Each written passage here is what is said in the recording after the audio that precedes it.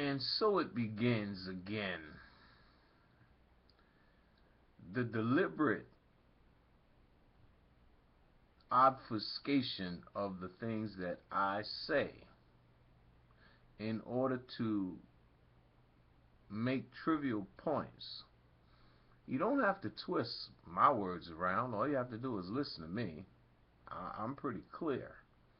No, I do not attack religion. No, I do not think religion is a threat to me. I think religion is a threat to weak-minded individuals who fall victim to it. If you open a book at the direction of another and you praise the contents of the book and you praise the words in the book and you say that this book is somehow esteemed because this book contains words from an alien being. Yeah, alien. You know, like from another world, from a world other than this world. And I'm pretty sure that all of you people who believe in that, let's say, higher power, aren't talking about somebody walking around here like you and I. You're talking about a being from another reality that created this reality. Okay? You're talking about an alien. Now, my name is Brother Larry. My name is not Hashunawanda the 15th. My name is Brother Larry. My mother and father decided to call me Larry, and I'm a brother. Now that is descriptive, and that is a fact. It is also a fact that throughout the course of recorded history, individuals who look like Brother Larry have been known by many names to many people. It is also a fact that coming into contact with cultures from Western Europe or Northwest Asia, we began to be known by more names. More being one of those names. But those were not our names. That's not what we called ourselves. The core issue that cuts across all of the chatter from all of the groups is identity. You see, all of the groups are claiming that you are a part of them. Hebrew Israelites say you are Hebrew.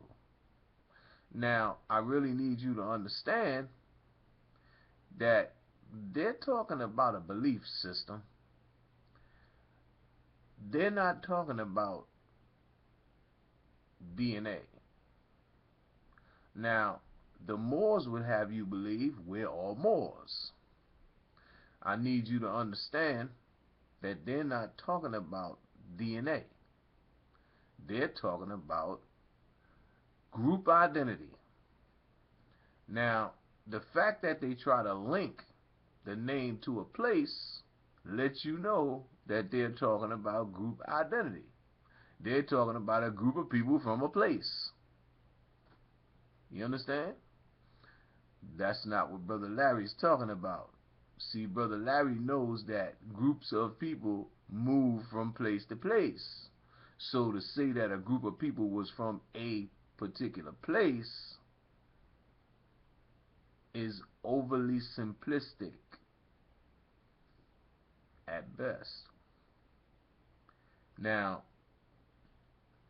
the fact that we know for a fact that in Western Africa there was a culture that produced an empire that sent traders in every direction that look just like you and I.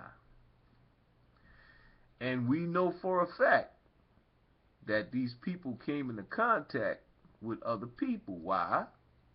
Because other people produce maps with people sitting on thrones of gold, holding gold in their hands that look just like you and I, that came from the area where they took our ancestors from.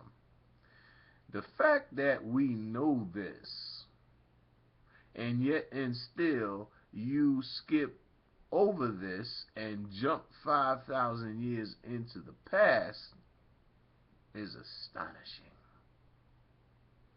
Now, I will continue to focus on what I focus on, and I will graciously allow all of you to continue to focus on what you focus on. But at the same time, I really need you to understand that Brother Larry is not into mythology. Brother Larry's not into creation stories. Because Brother Larry knows people tell good stories. And the best storytellers tell the stories that you remember the most. They tell good stories. Now, here's what you keep in mind. As a species of people, we tell stories. They tell you about oral tradition. All that is storytelling. Now, we codify our stories today in the form of movies and videos, but we're still telling stories. I really need you to, for a second, keep in mind that in ancient times, there was no television, so people told stories and they captivated audiences. This is where this comes from. This is not a new thing, people telling stories in front of groups of other people. When you became a good storyteller, people wanted you to tell stories at their gatherings and events, and you understand? And you became renowned. You know, we make stars of people who do things that we can't do if they do them good. Well, if you told a good story, you were in demand back in the day. That's where your griots come from. They traveled around telling stories. Now, the thing to keep in mind is that if you told a good story, people would remember that story and repeat the story. And you know, when people repeat stories, you get variations of the story. Now, for some reason, some of you think that when people are mentioned in a book, they're somehow special. Not really. Just at the time that the book was being written, the people that the author of the book knew about is the people the author of the book talked about. If the author of the book didn't know about you, the author of the book didn't talk about you. Which is why you don't find words like Navajo in the Bible.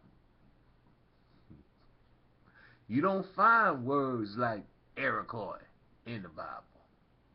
You don't find Aztec, Inca. You don't find Zulu in the Bible. Because the people who were in a little part of the world where they were writing stuff like that, and they ain't know about this. And the God that they claim made the whole world, he ain't know about that either. Because the God they were talking about made their world. You understand? And their world consisted of what they knew about, what they knew of, what they were aware of. And because they weren't aware of everything, see that God in their book didn't make everything. He only made the stuff they knew about. So when they start naming stuff, they only naming stuff that they know about.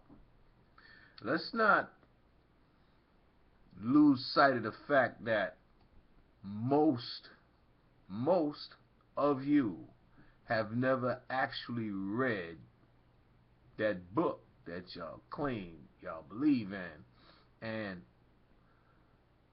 to the credit of the Hebrew brothers, they do read the book and they do attempt to interpret the book. However, they misinterpret the book. And that's a whole different story. I'm not going to go into that. And I'm also not going to challenge them because, once again, they're believing in something. They don't know something. They believe something.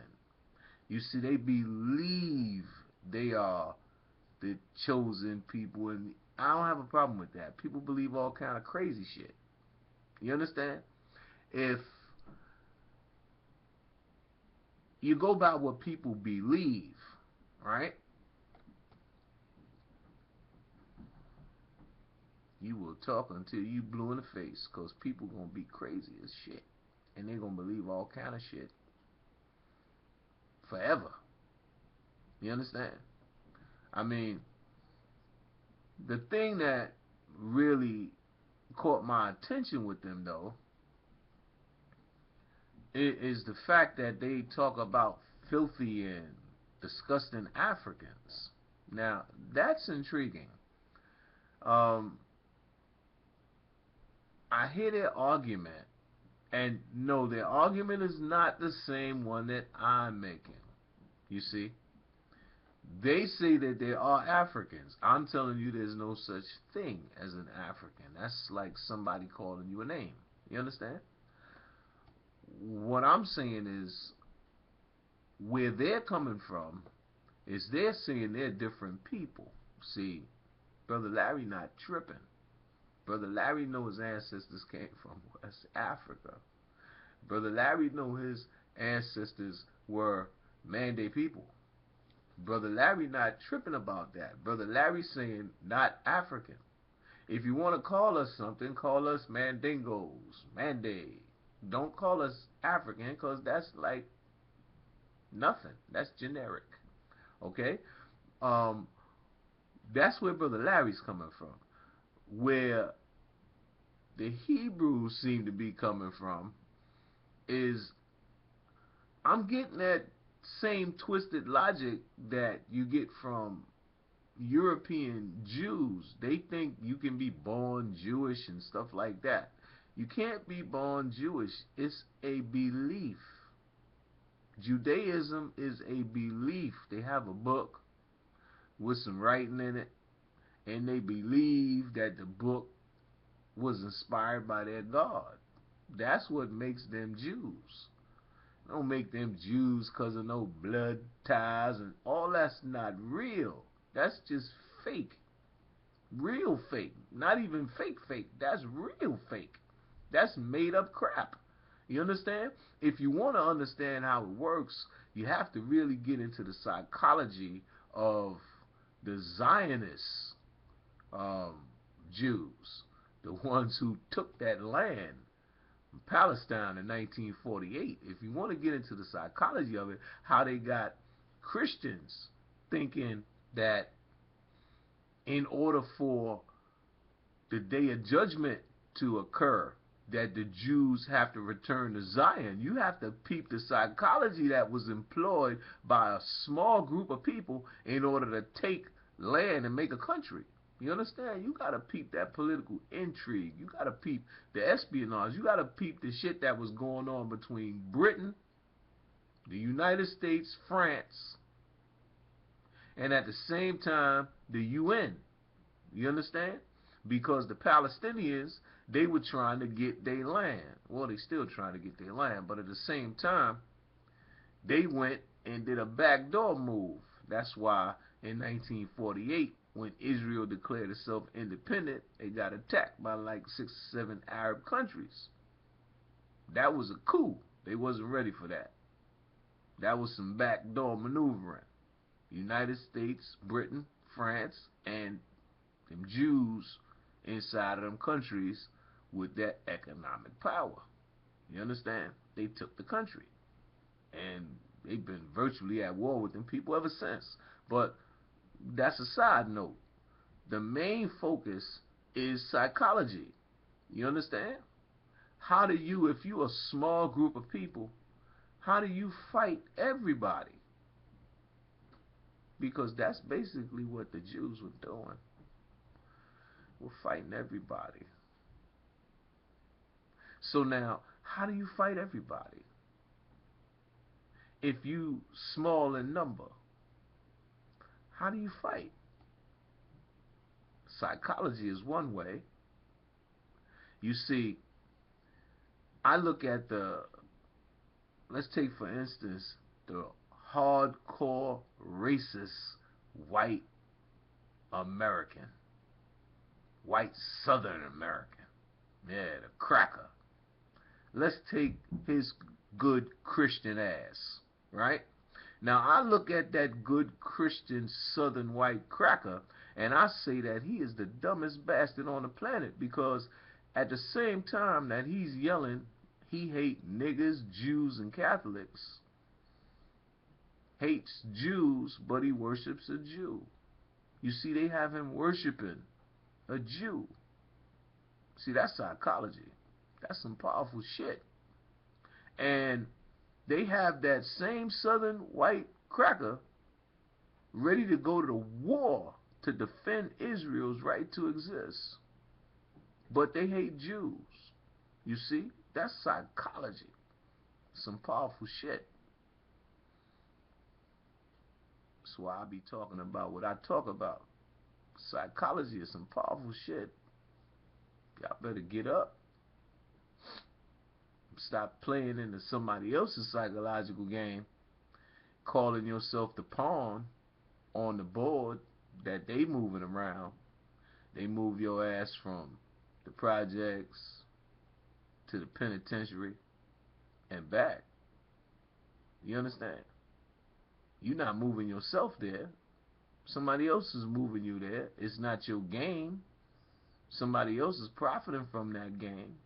So you must be a pawn in the game, because you are a needed piece in the game. The game wouldn't work without you. All I'm saying is, maybe it's time you recognize that the pawn is a valuable piece, because the pawn can rule the board, but it has to make it to the other side first. The pawn has to transition first. The pawn has to transition first. Your mind has to graduate. It has to become the thing that it needs to be, that it may not actually be. Know what I mean? And that's your brother Larry. That's real talk.